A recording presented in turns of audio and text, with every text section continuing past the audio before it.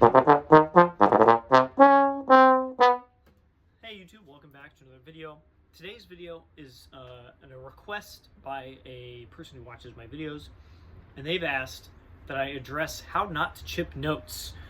First thing is, it's really hard to give advice on how to not do things.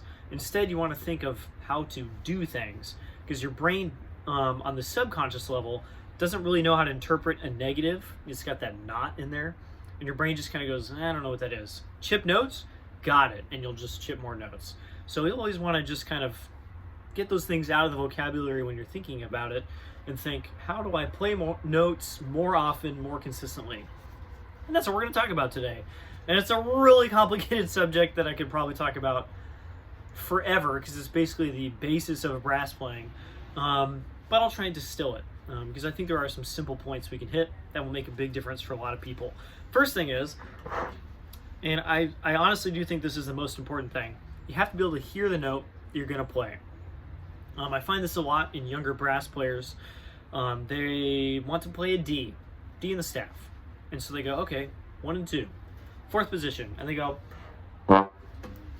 they just play a wrong note. They don't know it's a wrong note, because they're just like, well, I put my valves down the correct way, put my slide in the right spot. The problem is, there's a lot of instruments where that's true.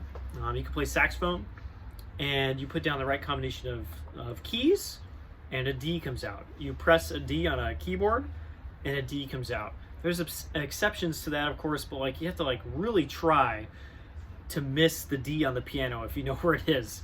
Whereas on brass instruments, 4th position has a whole bunch of different partials you can play that are not D.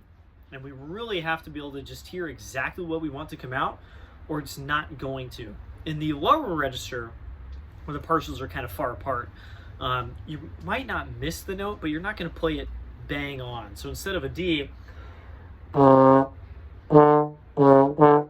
a lot of room like under the note, especially, and a little bit above, where you're just not going to play it correctly. And so if you're not hearing a D, I'm hearing a D, you're not going to play that D bang on every single time. And as we get higher in the partials, and the partials get closer and closer together, if you're not hearing the exact note, you're just going to play a different partial. There's a lot of different partials you can hit. They're just kind of like a whole step away from each other, and you're going to miss the note. So you have to be able to hear what you're going to play. I advocate singing if you're really unsure. I literally did this today in my practice. I'm practicing some euphonium, and there's a spot where I wasn't playing it very well, and I was like, you know what? I don't have this in my ear. And then again, that's the very first thing we need to work on, is having it in your ear. So I sang through it a couple times, and I started playing it much more accurately, and I was able to just kind of speed it up and get it from there.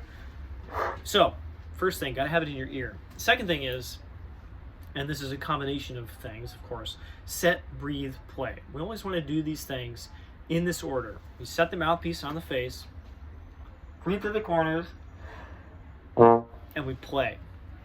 We have to do those things in that order every single time. That set, breathe, play doesn't necessarily take set, breathe, play that amount of time every single time. You don't have to sit there and be like, all right, set. After a while, that becomes habit, and you just do it. I actually started doing it more consistently because someone pointed it out in my videos that I wasn't doing that. I was breathing away from the instrument, which you can still make work, but you'd just rather not. Breathe with the mouthpiece on the face. You want the chops, the set part of it, you want the mouthpiece to be set on the face exactly the way you're going to play, with not too much and not too little pressure. And you want the chops to be engaged right away. For my chop engagement, I'm thinking about the corners, or the area where the mouthpiece sits, right? That's like the corner, not the corner of my lips all the way over here. Think about the corner of where the mouthpiece sits, and below that, there's these muscles in the face that kind of keep that chin nice and flat. And before I play, I'm going to engage that, because if I wait until I play and I'm totally relaxed, it's going to be really flabby, and things are not set. That's part of the set. The set encompasses a lot of different things, and we have to do that all before we play. That's me thinking, boom, corners engaged, mouthpiece pressure the way I would play a low G. I'm already set. I have the mouth or the center of the chops together. I don't have them apart.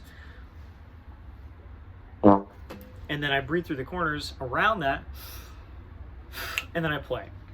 So the set, honestly, is kind of like the most important thing, but it needs to happen in that order. Set, breathe, play. And once we have the pitch in our ear, I want to play a D, and then we can set, breathe, play.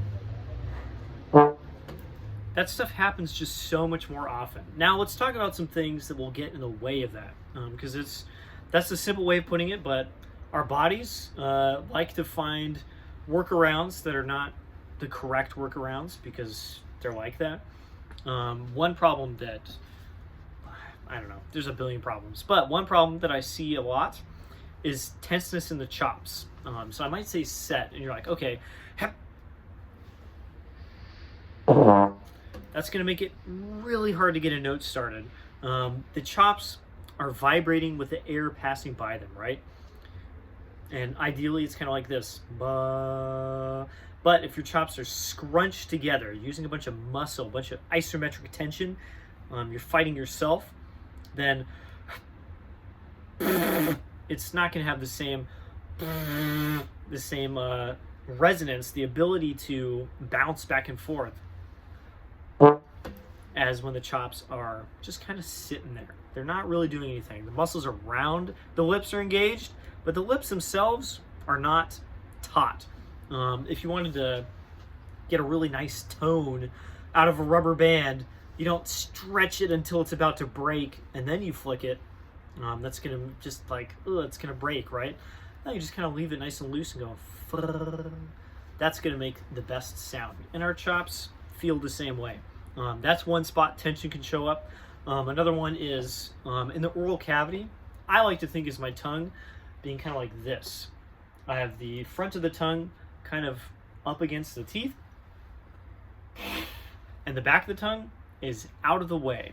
And a lot of people, just due to how we play, we need to move the air and we need to move it faster as we play higher. The back of the tongue will get really high, and the oral cavity is like this, where the back of the tongue gets really up and involved and very close to the roof of the mouth. And when you play like that, you can use correct slide positions, which I just did not do, but you can play, but it's obviously not the right sound. I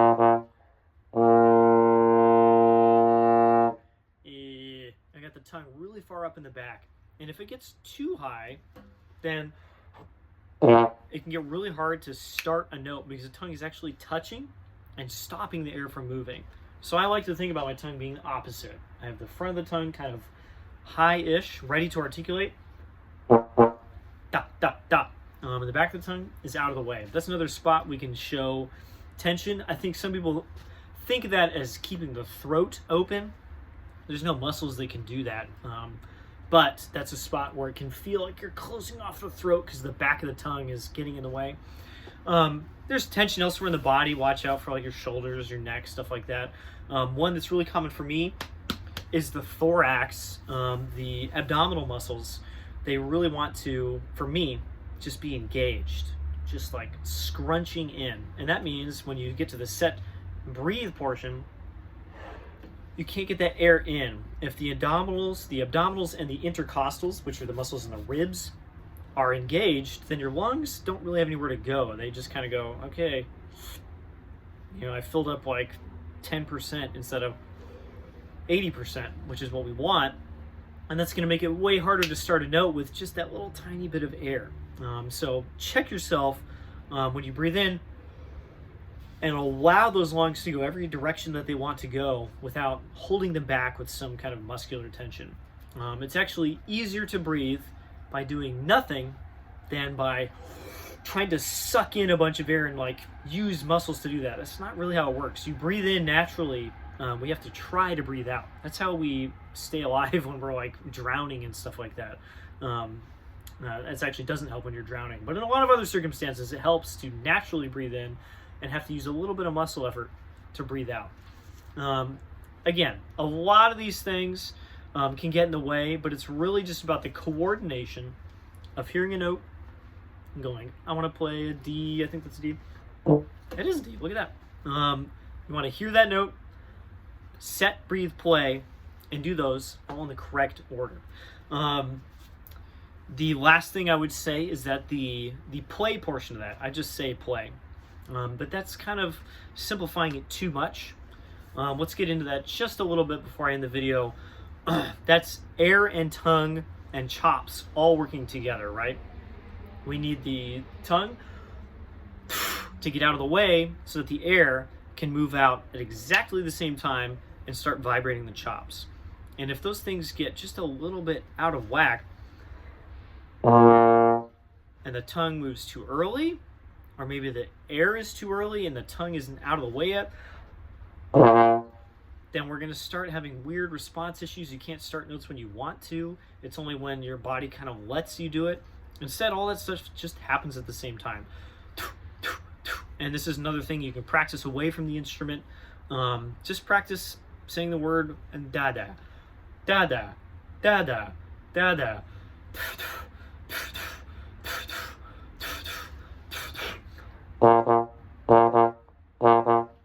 That largely feels the same to me. I'm letting the chops vibrate with that air that comes through. I'm literally just saying da-da. The oral cavity changes a little bit when I play, but I'm just letting it change. I'm not thinking, oh, I'm playing bass trombone, I need to do exactly this. I'm letting the instrument dictate how that sounds. So there's a quick primer on how to not chip notes. Hear the note, set, breathe, play. That's three things. That's why I hold up 3 fingers. Check for tension. I think that's probably the cause of a lot of these issues. And then lastly, all these things have to be coordinated. They have to happen together at the same time. And almost every one of these things can be practiced away from the instrument, or at least without playing. So don't just go straight into, man, I keep missing this double F. Okay. And keep doing that. That's not really going to help. Simplify, take away from the instrument, play easy notes, and you'll probably start chipping many fewer notes. I will say that because I've done the exact same thing recently, and I feel much better about my consistency of just playing things that are on the page than I did like 6 months ago. That's all I got time for now. I'll see you on the next video. Bye-bye.